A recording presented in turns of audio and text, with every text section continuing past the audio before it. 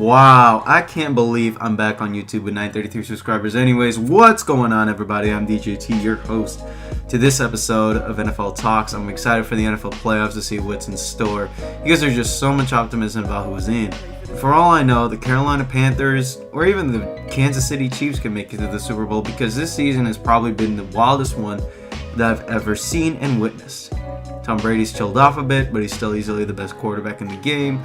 Baltimore has the second best defense overall, but misses the playoffs because of a redhead.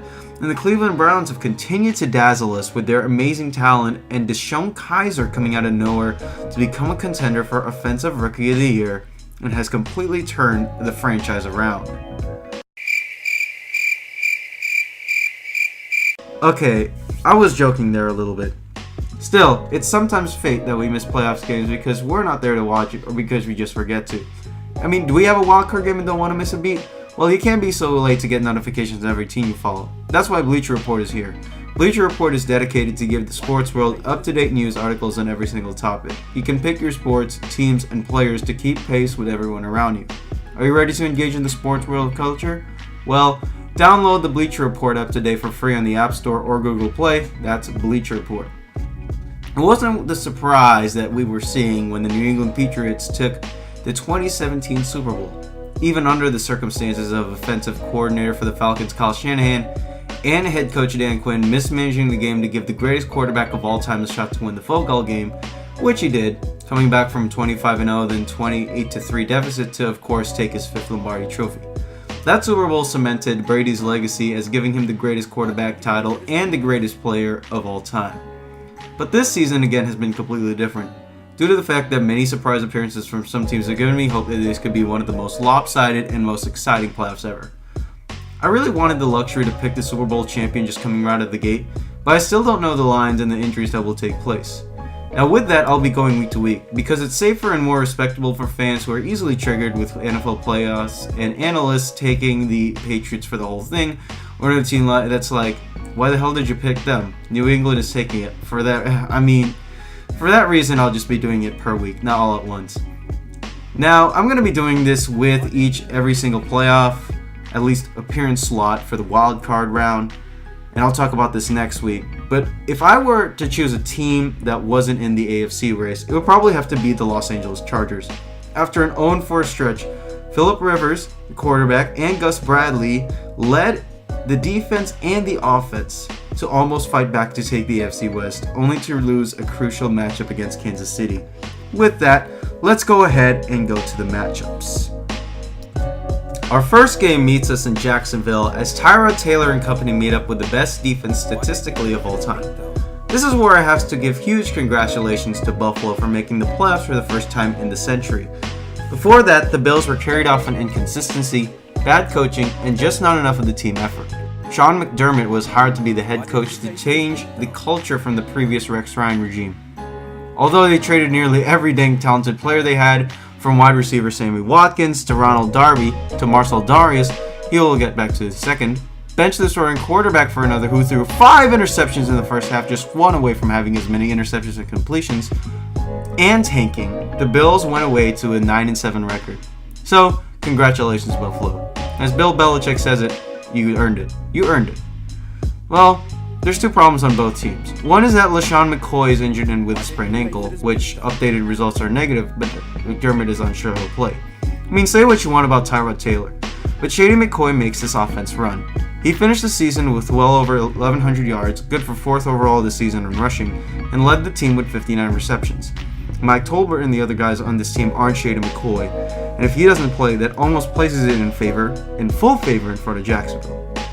Well, the second problem is, you guessed it, the 70th best quarterback in the NFL, or according to Chris Sims, co-host of the Sims and Lefko podcast on Bleacher Report, which you should go check out because they're pretty awesome. Anyways, Blake Bortles is amazing when he's amazing, and viewing the 3-win stretch against Indianapolis, Seattle, and Houston, the streak came to an end against the red-hot San Francisco 49ers led by rising star Jimmy Garoppolo. The Jaguars have been outscored 59-43 in the back-to-back losses against San Francisco and Tennessee respectively, and Bortles had just completed 50% of his passes to go along with 5 interceptions, the most thrown ever interceptions in a game by Nathan Peterman.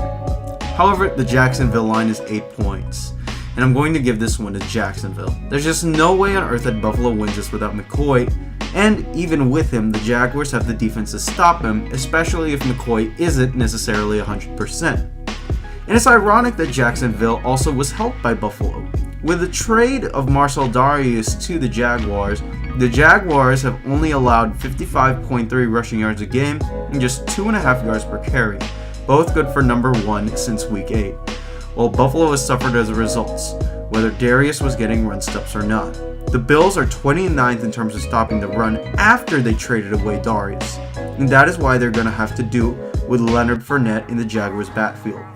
Fournette has been injured for multiple games in the season, but the LSU product has wrecked his opposing team's defensive schemes. I don't even need to mention the work Vice President of Operations Tom Coughlin did with his defense. Defensive interior Calais Campbell, Barry Church, and others have managed to help pitch in. And with the emergence of star corner Jalen Ramsey, Malik Jackson, and Yannick Ngakoue on the defensive line, well, I'm going to easily give this one to Jacksonville, even though this is probably going to be a more contested score because I don't really expect Blake Bortles to do that much this game. Jaguars win 23-15. The Tennessee Titans shouldn't be in the playoffs, yet here they are. After a season of high altitudes and low blows, the Chiefs also took the AFC West consecutively for the first time in their history. Speaking of the Titans, this is the first time we've seen them in the playoffs since Jeff Fisher's last stints in 2008. But don't let their 9-7 record fool you. Quarterback Marcus Mariota has digressed in every single phase, from being a dual-threat quarterback to a pure passer. During the second half of what was supposed to be a breakout season, Mariota has thrown 10 interceptions, just 7 touchdown passes, while posting a 74.3 passer rating. Speaking of the Titans, the offense was only able to muster just 230 yards against a strong Jacksonville Jaguars defense in Week 17. Aside from Derrick Henry's 66-yard catch and run touchdown, the other drives resulted in punts, field goals, turnovers, punts, moreover on the punts. Tennessee is also on the skid of losing 3 of the last 4, scoring 15 or fewer points twice in that span. Yeah, sure, the defense is good as far as the run defense goes, but that's basically the only bright side of the Titans. Meanwhile, the Chiefs have been up and down all the season.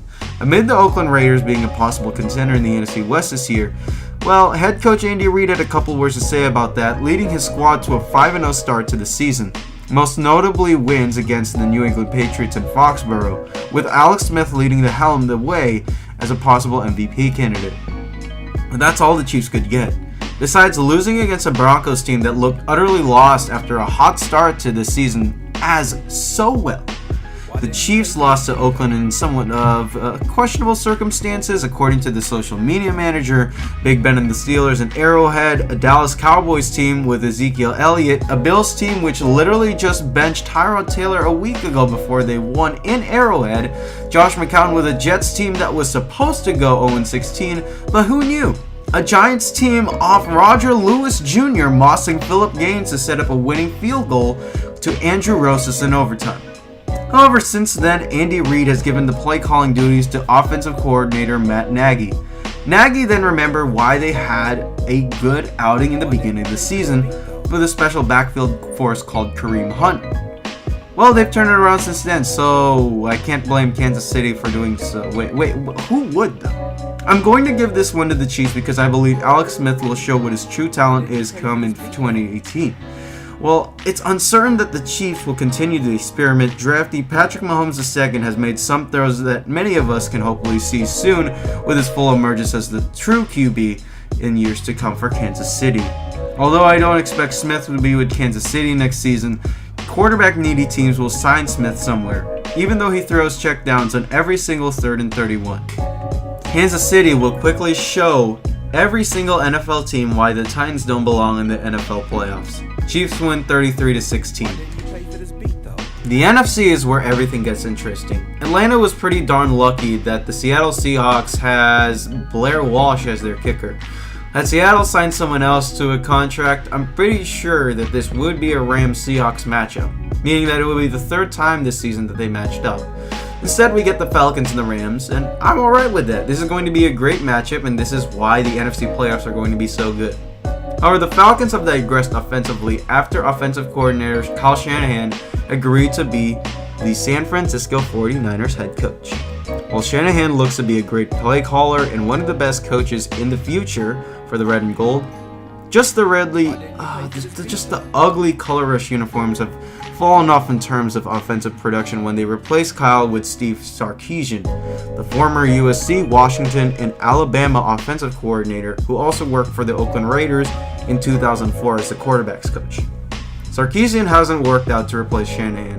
The Falcons' offense has become far more statistic pre-snap with fewer route combinations that would provide Ryan with easy throws downfield. And Ryan isn't exactly the best thrower in terms of placing the ball at the right spot. He's not the type of guy you really want to throw between two quarterbacks. And because of that, the Falcons' offense has dropped off from the most complex and diverse one to the league in, I think it was 11th place that they've ranked him, at least according to Bleacher Report, so don't take my word on for this. I mean, sure, it's just 10 spots, but the Falcons would be one of the worst offensive ranked teams in terms of the playoffs this year. On the other hand, the Jeff Fisher effect has gone on full force in Los Angeles. Now, who knew the Rams would score as many points as last year's in just the first half of the season?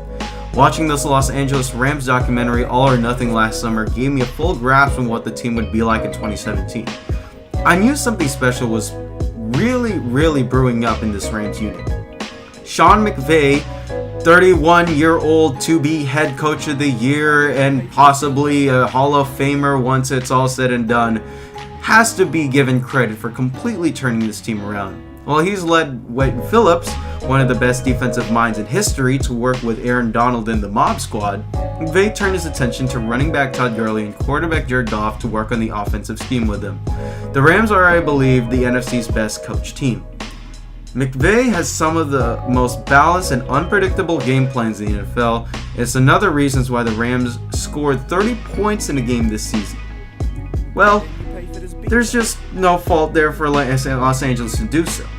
While the Falcons have talent on both sides of the ball, again, the offense remains to be inconsistent, to be even a threat in the playoffs. I mean, I swear to everything. If it's not throw up to Julio Jones on 3rd and 59 from the 2-yard line and and force the Rams to kick field goals with Sam that's his name, Fick.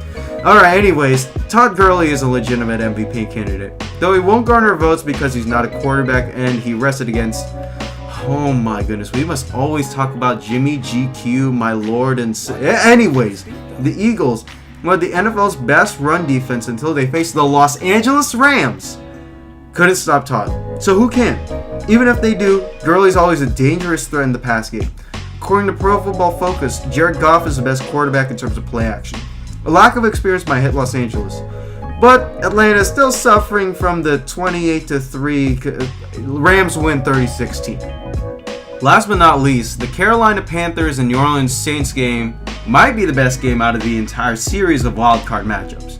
After a year of struggling with 6-10 record, Cam Newton has led his Panthers team right back in the thick of things in the playoffs. I mean, it's understated, but attention also has to be directed to the Panthers defense. Their secondary isn't necessarily strong, but their linebackers and defensive line can get against anybody. Luke Kuechly is still the best linebacker in football in my opinion. Thomas Davis Sr. hasn't stepped off, and Julius Peppers is having a resurgence in his mid-30s. On the other end, the New Orleans defense has also somewhat refined itself for a couple of straight years of being last in the NFL, which was important because it's as if every single year it's been Drew Brees throwing for 5,000 yards and the Saints having a 7-9 record. Well, this year has been completely different. After losing to Sam Bradford's Minnesota Vikings, who also torched the Saints with an 80% completion percentage, and Tom Brady bouncing back from an embarrassing Chiefs loss, edge defender, pass rushing specialist Cameron Jordan, possible defensive rookie of the year Marshawn Lattimore, and the squad improved to 8 wins. The Saints have also one of the best 1-2 punches in the backfield with straight runner Mark Ingram II, and another rookie of the year possibility in Alvin Kamara, can emerge as a check down weapon for Drew Brees in one of his final seasons, I believe, as a Saint. It's also important to talk about another quarterback in this game. I already mentioned Cam Newton earlier. Yeah, he isn't the MVP, but he's improved as a dual threat quarterback. when the Panthers win, it's often with him threatening defenses, not necessarily with his arm, but with his feet and strong build. As a runner, Cam has had his best season with both running back Jonathan Stewart falling off in effectiveness and the Panthers misusing Stanford prodigy Christian McCaffrey by forcing him to go between the tackles, not pumping outside. Well, Cam Newton's rushed over for over 750 yards, and I expect a ton of ground to be covered in read options by Newton. Well, unfortunately, I have problems with Carolina winning this game in particular. For one, the Saints have already beaten the Panthers twice this season at home and on the road. Second, in those two matchups, Cam Newton has underperformed as a quarterback. In his last 4 games, his offensive statistics have declined as well as his passer rating at 73. It also doesn't help when his number 1 target Greg Olsen still isn't 100%, Kelvin Benjamin getting traded to the Bills doesn't help, and Devin Funchess is still questionable as a number 1 receiver, with Christian McCaffrey never being in a playoff game in his entire career. Well, I'm sorry, but I'm going to give the team this win, well, the team that at least has less question marks with a win. Saints win 30-16. Now, before this video ends, I just want to say a couple of things. It's been extremely tiring, at least for the school year. With college coming up, this is maybe it for me before I head my butt off to the college of my selection. However, I'm trying to upload consistently as possible. I'm introducing my NBA series ASAP and an NFL recap series will be introduced in around a 90-day time span with my power rankings from bottom to top. First video we'll talk about for the NFL recap will be on the Cleveland Browns, and the top will be the Super Bowl winner. So whatever teams I'm talking about, that's what I'm talking about. Anyways, tell me what you guys want to see in the comment section. Besides that, I'm DJT and I'm closing off for the day. DJT is out. Ladies and gentlemen, enjoy the wildcard series in the NFL playoffs.